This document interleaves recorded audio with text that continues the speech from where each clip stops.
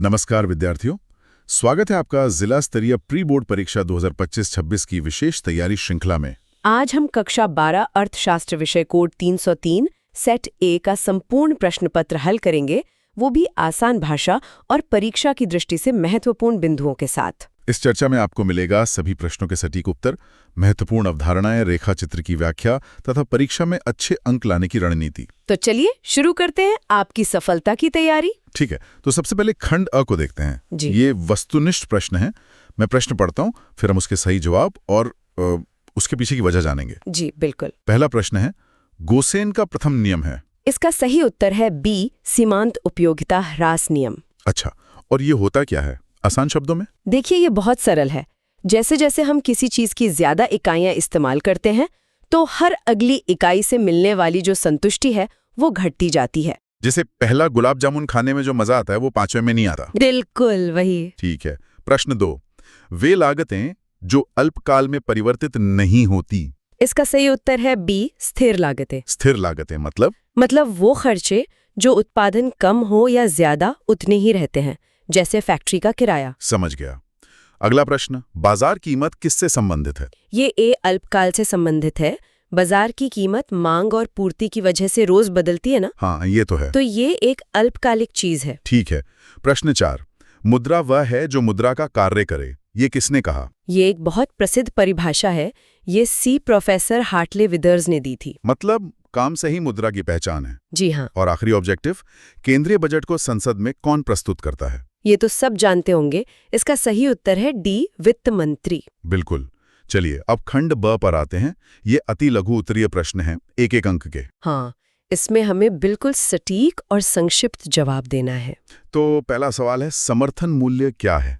देखिए ये सरकार की तरफ से किसानों को उनकी फसल के लिए दी जाने वाली एक न्यूनतम गारंटी कीमत है, इसका मकसद क्या है? ताकि किसानों को बाजार में कीमत बहुत ज्यादा गिरने का नुकसान ना हो और वो उत्पादन के लिए प्रोत्साहित हो। ठीक है। अगला प्रश्न, मध्यवर्ती वस्तुएं से आप क्या समझते हैं? ये वो वस्तुएं हैं जिन्हें हम अंतिम उपयोग के लिए नहीं बल्कि दूसरी चीजें बनाने में कच्चे माल की तरह इस्तेमाल करते हैं। कोई उदाहरण? जैसे ब्रेड बनाने के लिए इस्तेमाल होने वाला आटा। आटा यहाँ एक मध्यवर्ती वस्तु है। अच्छा, अब है मुद्रा की चलन गति से क्या आशय है? इसका मतलब है कि पैसे की एक इकाई, मान लीजिए 100 का नोट, एक तय समय में कितनी बार एक हाथ से दूसरे हाथ में जाता है। जितनी तेजी से घूमेगा अर्थव्यवस्था उतनी ही सक्रिय मानी जाएगी। बिल्कुल सही। अगला है, समग्र पूर्ति किसे कहते हैं? एक अर्थव्यवस्था में एक निश्चित समय में जितनी भी अंतिम वस्तुएं और सेवाएं बनती हैं उनका कुल मूल्य ही समग्र पूर्ति है। ठीक है। और आखिरी एक अंक का सवाल, संपत्ति कर और उपहार कर को कागजी कर क्यों कहा जाता है? इन्हें कागजी कर इसलिए कहते हैं क्योंकि इनसे सरकार को जो राजस्व मिलता है वो लगभग ना के बराबर होता है। मतलब ये नियम तो हैं पर कमाई कुछ खास नहीं होती इनसे। जी, बस इसीलिए। चलिए अब 2 अंक वाले प्रश्नों पर आते हैं। यहाँ हमें करीब 30 शब्दों में जवाब देना है। जी। प्रश्न है, पूर्ण प्रतियोगिता में मूल्य का निर्धारण कैसे होता है? देखिए पूर्ण प्रतियोगिता में कोई एक फर्म मूल्य तय नहीं करती। मूल्य उद्योग द्वारा तय होता है। उद्योग द्वारा मतलब जहाँ पे वस्तु की कुल मांग और कुल पूर्ति बराबर हो जाती है वहीं मूल्य तय हो जाता है। फर्म तो बस उस मूल्य को स्वीकार करती है। Price taker not price maker. Exactly. अगला सवाल, मिश्रित बाजार किसे कहते हैं? कि कुछ विशेषताएं मिलती हैं। और इसमें एक और जरूरी बात है ना? हाँ, इसमें सार्वजनिक और निजी दोनों क्षेत्र एक साथ काम करते हैं, जैसे अपनी भारतीय अर्थव्यवस्था। सही। अगला प्रश्न, पूर्ति के नियम के कोई 3 अपवाद लिखिए। पूर्ति का नियम तो कहता है कि कीमत बढ़ने पर पूर्ति बढ़ती है। लेकिन हमेशा ऐसा नहीं होता। पहला अपवाद है कृषि वाली वस्तुएं, क्योंकि उनका उत्पादन तो मौसम पर निर्भर है। दूसरा है नाशवान वस्तुएं, जिन्हें जल्दी बेचना ही पड़ता है, कीमत चाहे जो हो। और तीसरा है दुर्लभ वस्तुएं, जैसे कोई पुरानी पेंटिंग, आप चाहकर भी उनकी पूर्ति नहीं बढ़ा सकते। ठीक है। अब है अनैच्छिक बेरोजगारी किसे कहते हैं? ये वो स्थिति है जब कोई व्यक्ति काम करने के लायक भी है और जो मजदूरी चल रही है उस पर काम करना चाहता भी है, लेकिन उसे काम ही नहीं मिलता। बिल्कुल। मतलब वो बेरोजगार रहना नहीं चाहता पर अर्थव्यवस्था में काम की कमी है। और इस सेक्शन का आखिरी सवाल, पूंजी खाते से क्या अभिप्राय है? भुगतान संतुलन में पूंजी खाता देश और बाकी दुनिया के बीच उन सभी वित्तीय लेन-देन का रिकॉर्ड रखता है जिनसे देश की संपत्ति या देनदारियों में बदलाव आता है। जैसे विदेशी निवेश या कर्ज। हाँ, विदेशी निवेश, ऋण, ये सब इसी में आते हैं। चलिए अब आते हैं 3 अंक वाले प्रश्नों पर। शब्द सीमा है लगभग 50। जी। प्रश्न 7, मांग के आवश्यक तत्व लिखिए। कोई 3। देखिए, सिर्फ किसी चीज को चाहना मांग नहीं है। इसके लिए 3 चीजें जरूरी हैं। पहली तो इच्छा ही होगी। हाँ, पहली है वस्तु को पाने की इच्छा। दूसरी, उसे खरीदने के लिए पर्याप्त साधन, मतलब पैसा। और तीसरी? तीसरी है उस पैसे को खर्च करने की तत्परता, मतलब आप सच में उसे खर्च करना चाहते हो। ठीक है। अगला प्रश्न है, कीमत विश्लेषण में आगम धारणाओं का क्या महत्व है? आगम यानी रेवेन्यू। ये एक फर्म के लिए बहुत जरूरी है। इसी से तो वो पता लगाती है कि उसे सबसे ज्यादा मुनाफा कहाँ होगा। तो इसके कुछ बिंदु बता सकते हैं? हाँ, पहला तो ये लाभ को अधिकतम करने का स्तर तय करने में मदद करता है। दूसरा, इससे ये पता चलता है कि उत्पादन जारी रखें या बंद कर दें। और तीसरा, कीमत तय करने में भी ये सहायक है। अच्छा, अब एक ऐतिहासिक सवाल है, सन 1929 की महामंदी का वर्णन। ये एक विश्वव्यापी आर्थिक संकट था जो अमेरिका से शुरू हुआ था। और इसका असर क्या हुआ? उत्पादन, रोजगार, आय सब में भारी गिरावट आई। शेयर बाजार गिर गए, बैंक फेल हो गए, बहुत बुरा दौर था। और यहीं से कीन्स के सिद्धांत का जन्म हुआ था ना? बिल्कुल। ये बात लिखने से उत्तर और भी प्रभावशाली हो जाएगा। ठीक है। अब है प्रेरित निवेश और स्वतंत्र निवेश में अंतर। देखिए, प्रेरित निवेश वो है जो आय और लाभ से प्रभावित होता है। मतलब आय बढ़ेगी तो ये निवेश भी बढ़ेगा। और स्वतंत्र निवेश? वो आय के स्तर से प्रभावित नहीं होता। वो सरकारी नीतियां या किसी नई तकनीक के आने जैसे कारणों पर निर्भर करता है। परीक्षा में इसे टेबल बनाकर समझाना ज्यादा अच्छा रहेगा। हाँ, एक टेबल बनाकर अंतर स्पष्ट करना सबसे अच्छा तरीका है। अब आते हैं दीर्घ उत्तरीय प्रश्नों पर, 4 अंक वाले। यहाँ हमें थोड़ा विस्तार से लिखना होगा। जी, लगभग 75 से 100 शब्दों में। तो प्रश्न है, अर्थव्यवस्था की केंद्रीय समस्याओं की विवेचना कीजिए।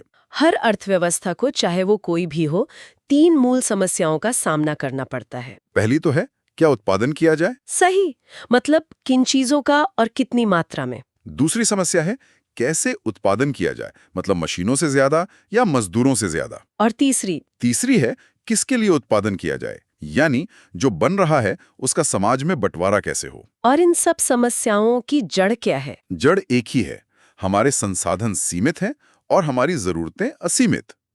ये बात उत्तर की शुरुआत में जरूर लिखनी चाहिए। बहुत बढ़िया। अगला प्रश्न बहुत महत्वपूर्ण है। मांग में विस्तार और मांग में वृद्धि में अंतर। हाँ, ये अक्सर पूछा जाता है। मांग में विस्तार का मतलब है कि सिर्फ वस्तु की अपनी कीमत कम होने से उसकी मांग बढ़ गई, मतलब बाकी सब कुछ वैसा ही है। जी, इसमें हम एक ही मांग वक्र पर नीचे की ओर जाते हैं। और मांग में वृद्धि?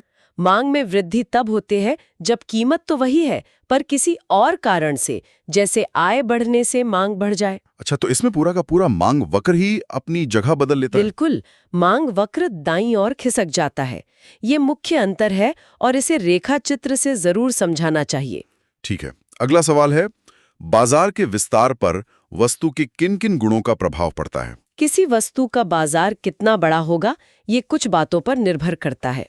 पहला, उसकी मांग कितनी व्यापक है। दूसरा, उसे एक जगह से दूसरी जगह ले जाना कितना आसान है। सही, जिसे वहनीयता कहते हैं।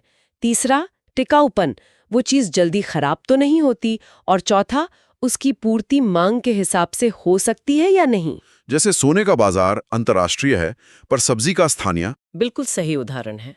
अब आते हैं व्यापारिक बैंक के कार्यों पर। इनके कार्यों को हम 2 मुख्य हिस्सों में बांट सकते हैं। प्राथमिक और गौण कार्य। जी, प्राथमिक कार्य है जमा स्वीकार करना और ऋण देना, ये उनका मुख्य काम है। और गौण कार्यों में? उनमें एजेंसी वाले काम आते हैं, जैसे चेक का भुगतान, बिल भरना और कुछ सामान्य सेवाएं जैसे लॉकर सुविधा या विदेशी मुद्रा बदलना। ठीक है। और इस सेक्शन का अंतिम प्रश्न, बजट की आवश्यकता क्यों होती है? सरकार के लिए बजट बहुत ही जरूरी है। ये सिर्फ आय व्यय का हिसाब नहीं है। तो इसकी जरूरत क्यों है? देखिए, पहला तो संसाधनों के सही आवंटन के लिए। दूसरा, आर्थिक स्थिरता लाने के लिए, मतलब महंगाई वगैरह को काबू में रखने के लिए। और तीसरा, आय की असमानता को कम करने के लिए। और चौथा, सार्वजनिक वस्तुएं जैसे सड़क, रक्षा, इन सब की व्यवस्था करने के लिए। चलिए, और अब आते हैं सबसे महत्वपूर्ण हिस्से पर, 6 अंक वाले प्रश्न। यहाँ तो विस्तार से और रेखा चित्र के साथ समझाना होगा। जी, ये स्कोरिंग सेक्शन है। प्रश्न 17 है, सीमांत उपयोगिता यानी MU और कुल उपयोगिता यानी TU में संबंध को रेखाचित्र से स्पष्ट कीजिए। ठीक है, तो कुल उपयोगिता यानी TU का मतलब है किसी वस्तु की सभी इकाइयों से मिली कुल संतुष्टि। और सीमांत उपयोगिता यानी MU का मतलब है एक और इकाई के उपभोग से कुल उपयोगिता में कितनी बढ़ोतरी हुई। और इनके बीच संबंध क्या है? देखिए, जब तक MU पॉजिटिव यानी धनात्मक रहती है, TU बढ़ती है। और जब MU शून्य हो जाती है? तब TU अपने अधिकतम स्तर पर होती है। इसे ही पूर्ण संतुष्टि का बिंदु कहते हैं। अच्छा, और अगर हम उसके बाद भी उपभोग जारी रखें तो MU ऋणात्मक हो जाती है और TU घटने लगती है। तो रेखाचित्र में MU वक्र नीचे की ओर झुकावा बनेगा और TU वक्र पहले ऊपर जाकर फिर नीचे गिरेगा। बिल्कुल, यही संबंध रेखाचित्र के माध्यम से दिखाना है। ठीक है, इसके अथवा में प्रश्न है, स्पष्ट और अस्पष्ट लागत में अंतर। स्पष्ट लागतें वो हैं जिनका फर्म असल में भुगतान करती है, जैसे कच्चा माल खरीदना, मजदूरी देना। मतलब जो अकाउंट की किताबों में लिखी जाती हैं। सही। और अस्पष्ट लागतें फर्म के अपने संसाधनों के इस्तेमाल की लागत हैं, जिनका कोई नकद भुगतान नहीं होता। जैसे मालिक का अपना पैसा या अपनी बिल्डिंग। जी, मालिक की पूंजी पर जो ब्याज मिल सकता था, वो एक अस्पष्ट लागत है। इन्हें भी टेबल बनाकर समझाना चाहिए। अब एक न्यूमेरिकल प्रश्न है, दिए गए आंकड़ों से GDP, GNP और NNP की गणना करनी है। चलिए इसे हल करते हैं। सबसे पहले GDP निकालते हैं। GDP का सूत्र है C + I + G + XMM। जी। यहाँ हमारे पास उपभोग C है 9000, पूंजीगत वस्तुएं यानी निवेश आय है 6100 और निर्यात X 2000, आयात M 1000 है। सरकारी व्यय G नहीं दिया है, तो उसे शून्य मान लेते हैं। हाँ। तो GDP हुआ 9000 + 6100 + 2000 - 1000, जो कि होता है 16100 करोड़ रुपए। ये तो GDP हो गया। पर GNP के लिए हमें रिडीशों से प्राप्त शुद्ध साधन आय चाहिए। वो दी नहीं है तो उसे भी शून्य मान लेंगे। इस स्थिति में GNP और GDP बराबर होंगे, यानी 16100 करोड़ रुपए। और आखिर में NNP का सूत्र है GNP घिसावट व्यय। तो 16100 में से 900 घटा देंगे तो NNP हुआ 15200 करोड़ रुपए। बिल्कुल सही। और आखिरी प्रश्न, परंपरावादी और कीन्स के रोजगार सिद्धांत की तुलना कीजिए। ये तो अर्थशास्त्र के क्लासिक बहस है। हाँ, ये बहुत महत्वपूर्ण है। परंपरावादी मानते थे कि अर्थव्यवस्था में हमेशा पूर्ण रोजगार रहता है और सरकार को दखल नहीं देना चाहिए। बाजार सब अपने आप ठीक कर लेता है, यही मानते थे वो। जी, लेकिन कीन्स ने 1929 की महामंदी के बाद कहा कि नहीं, अर्थव्यवस्था में अल्प रोजगार संतुलन संभव है और उसे ठीक करने के लिए सरकारी हस्तक्षेप जरूरी है। हाँ, सरकारी निवेश जरूरी है। इस अंतर को भी एक तालिका बनाकर समझाना सबसे अच्छा रहेगा। रोजगार की स्थिति, सरकारी हस्तक्षेप, बचत, निवेश जैसे बिंदुओं पर तुलना करें। तो ये था पूरे प्रश्न पत्र का एक विस्तृत विश्लेषण। विद्यार्थियों, यदि आपको ये विश्लेषण उपयोगी लगा हो तो इसे अपने दोस्तों के साथ अवश्य साझा करें। याद रखिए, सफलता तैयारी से मिलती है और तैयारी निरंतर अभ्यास से। आपकी सफलता ही हमारा लक्ष्य है। धन्यवाद।